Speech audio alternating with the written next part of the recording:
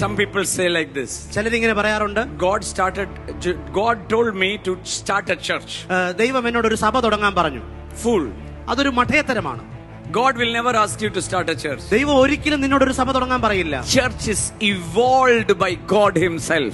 ദൈവം തന്നെ സ്വയമായി പണിതെടുക്കുന്നതാണ് സഭ എന്ന് പറയുന്നത്. That is why people who use their human wisdom and try to bring division and try to build their own ministry, they become failures because God is not in it. അതുകൊണ്ടാണ് പലപ്പോഴും ചിലര് സഭയ്ക്കകത്ത് ഭിന്നത ഉണ്ടാക്കി അവരുടേതായ ചില രീതികൾ കൊണ്ടുവന്ന് ഒരു സഭ പണിയാൻ വരുമ്പോൾ അവിടെ അത് ഒരിക്കലും വിജയിക്കില്ല. കാരണം ദൈവം അതിനെ സഹായിക്കില്ല. ദൈവമല്ല അത് പണിയുന്നത്. God is not a God of disorder.